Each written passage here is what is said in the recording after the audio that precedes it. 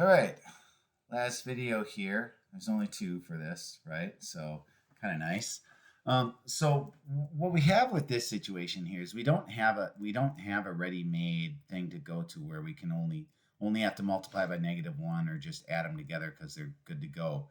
So what we're going to do is we're going to look at our A's and our B's and figure out what are our least common multiples. So my least common multiple of 8 and 5 is 40, right? So let's say my LCM, right, of 8 and 5 is 40, right? My LCM of 3 and 2, don't worry about the signs, is 6. So I think it would be a lot easier to work with the lower least common multiple. And so what we're going to do is I'm going to write these down here. I'm going to go 8a, and I'll show you why we're even talking about least common multiples in a second here. We're going to write these down, all right?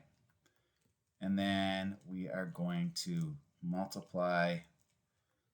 We got to figure out, okay, what do I have to do to get this? We want one of them to be positive and one to be negative, so they're additive inverses of each other. So the nice thing is they already have different signs, right? So this one we can multiply by 2, because how do I get this to be 6? Well, you multiply it by 2.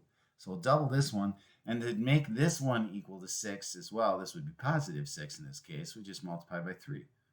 So let's do that now, and then let's see what we get. So you get 16a minus 6b equals -11, and then we have 15a plus 6b is equal to -9. All right, so I'm gonna, or actually, you know what? I made a mistake. This should be -22. -22, not -11, because you got to multiply the 2 times -11. My mistake. Glad I caught it. So now, when we add these together, my b's go away, and you get 31a is equal to -31, which is great. That's my kind of math, right? 31 divided by 31 is 1. Negative divided by positive is negative. So you get a is equal to -1.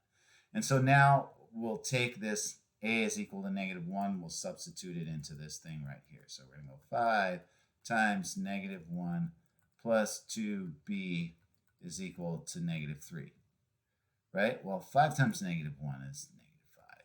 And then plus 2b is equal to -3. So we're going to add 5 here. Okay? And then you get 2b. Now 5 minus 3 is positive 2. Right? And then when we divide by 2, you get b is equal to 1. So my solution for this is a is going to be -1 and b is 1.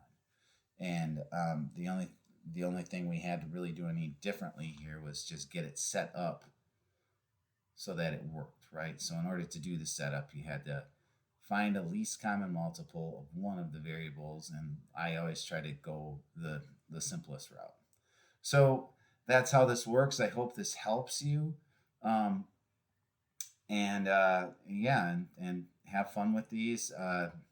There's a lot of ways you can make mistakes with them, but I think if you're just careful and just remember the basic principles of it, you should be successful at this. So thanks for watching, and good luck.